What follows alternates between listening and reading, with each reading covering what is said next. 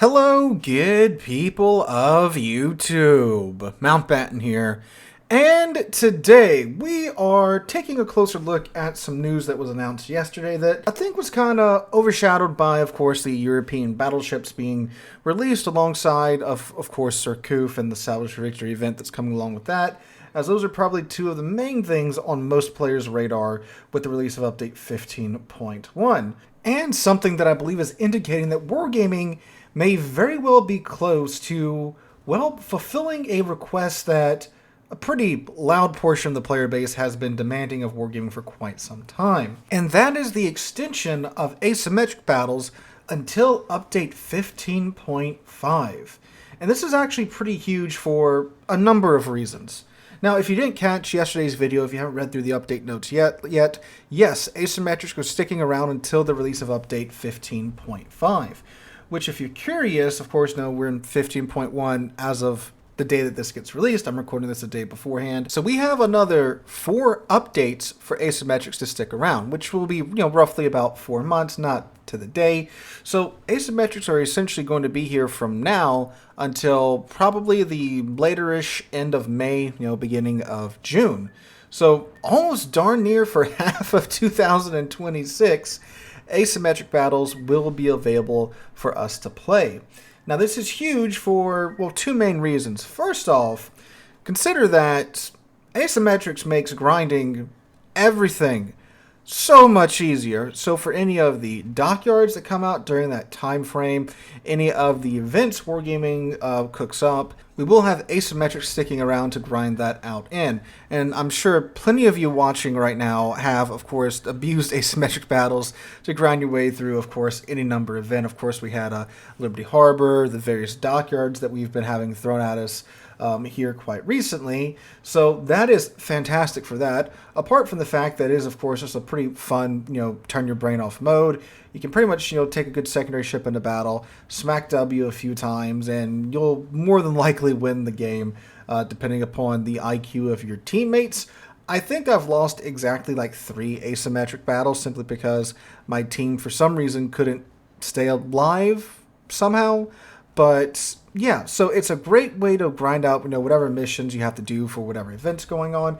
And of course, it's just fun. Now, the second point of this being, a huge bit of information is that a large or very loud portion of the player base absolutely loses their mind every time Asymmetrics gets rotated out of the current client of the game. Because, I don't know, they don't understand it's a temporary mode, but it's always funny seeing, the comments that pop up in like the comment section of my YouTube videos, the threads that pop up in Discord and Reddit. They're just so aghast that wargaming has removed asymmetric battles from the temporary battle type, rotation, even though it is a temporary battle type. And we haven't seen too many other temporary battle types because it's been sticking around for so long. Like, when was the last time we had Airship Escort? That's a fun temporary battle type, at least I think it is. But yeah, it's just funny seeing those comments pop up. But you might be saying, well, Sealord, they're only extending it till 15.5, so it's not really staying around like those players want. Well, there's actually a little bit more to it than that. Starting with 15.0, the update that you're playing today, the version I'm not playing right now because I'm at work. But anyway, what they're doing is they are bumping up the HP of the bots, and they are bumping up the amount of damage that the bots do with higher tier matches, which of course will make those matches a little bit more challenging than they currently are. And then from tier 8 down, they're actually doing the opposite. They're, nerfing the bots a little bit because, it is pretty difficult playing asymmetrics from like, a tier 7 ship perspective, right? Because they're not tier 10 ships, right? And there's not, the power gap there isn't quite as noticeable from like, tier 10 to tier 8 and tier 7 and such. So they're balancing it to make it, a more enjoyable experience all around, which indicates that there's a good chance asymmetrics will be sticking around for quite some time, or at least wargaming, is potentially looking at making it a more permanent temporary battle type. Now, granted, of course, it running from friggin', oh god, when this called 14.5, boys and girls, a full patch cycle from when asymmetrics will finally leave the client. That's how long it's been out now, a full patch cycle, or how long it will be out once it gets pulled in 15.5, which is again going to be like, May, June-ish, probably like halfway through June, just depending upon, again, how exactly the updates fall. So that's pretty huge in my opinion. They're extending it, and they are tweaking it even further to give it, a more balanced experience despite whatever tier it is that you play. So on the surface, of course, this looks very good. It's going to stick around right now until 15.5. They're messing with balancing it, to perhaps, have it be a more, either for sure, a more regular temporary mode, right? Or perhaps eventually a permanent mode unto itself. But I do foresee some issues with Asymmetrics potentially sticking around for either the way they're going, a full patch cycle, or it being, a more permanent thing. First off, just from like the information that we've gotten here, we know Wargaming is going to do something spectacular for this 4th of July, right? Because it is the 250th anniversary of the signing of the Declaration of Independence, and of course the United States declaring their independence from Britain. And that is Blue in the background declaring his independence from silence.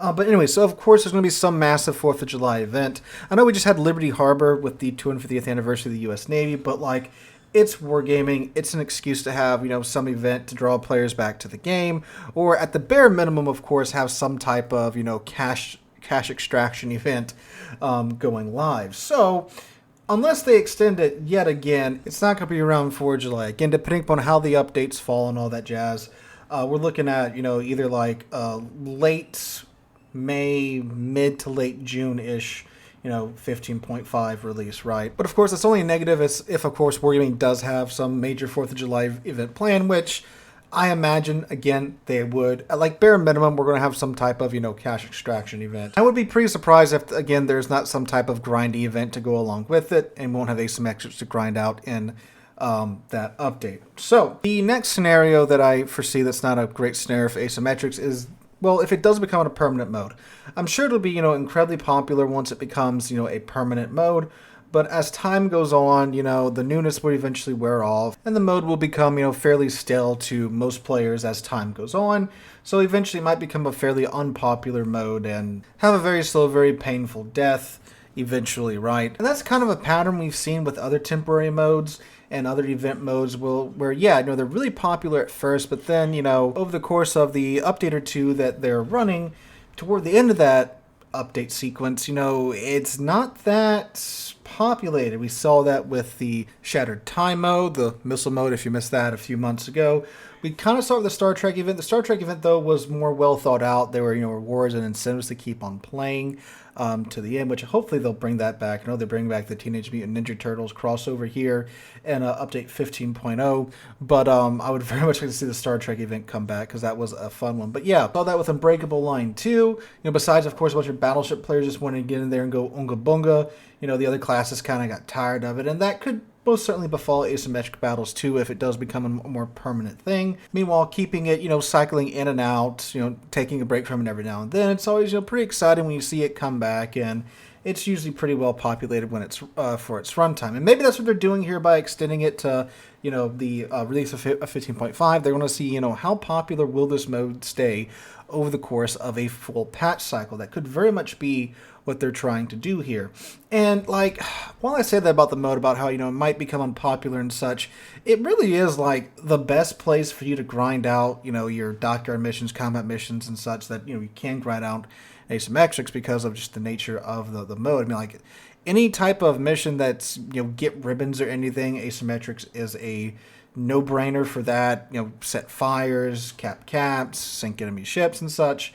It really is just the best mode for that. So perhaps that fate will not fall our most coveted asymmetric battles. Now, I'm not the biggest PvE player in the world. Perhaps I'm not the best one to talk about the fate of asymmetric battles, but I mean, I'll pop in it, when it comes back for a few rounds, get my chuckles in, and maybe if I get burnt out playing random battles or ranked, I'll go into it. And of course, most certainly when I'm trying to finish out those dockyard grinds and such, I will also, take part in it. It's most certainly my most played PvE mode because I don't really play operations. I really only play operations if there's a new one introduced or they, overhaul them. I'll probably check it out when they introduce the UI changes with whatever update that's coming out with. But yeah, other than that, I don't really play operations. I only play co-op. after I've gotten done resetting, the Harumo however many times I need to reset it in order to, get the Research Bureau points for it. Then I'll take, the ships out into co-op just because, it's normally an easy win. You can get your Research Bureau points that way. But, like, really outside of that, or, of course, like, an event mode, with, like, the In the Name of Tomorrow event, the Star Trek event, I don't really play PvE, but Asymmetrics is the only one that I do, when I play it, tend to actually play it a fair amount. So there's that. But anyway, guys, that's my 2 cents on the announcement of Asymmetric Battles extension and the further tweaks they are bringing to the mode. So let me know in the comments down below. What do you think about this? Think this is a great thing for Asymmetrics, or do you think it could potentially lead to a slow death for the mode? And how do you feel about what's going on with it? Just share that and more with us in the comments down below. Hope you guys have a wonderful Wednesday. Hope you guys are enjoying the update. I too shall be enjoying it, hopefully right when I get home from work, bar any crazy things happening. But yeah, let me know what you think of the update as well. If you manage to get any pan-European battleships, let us know what you think about those as well. Hope you guys have a wonderful Wednesday and one for the rest of your week. Hope to catch you guys in the next one.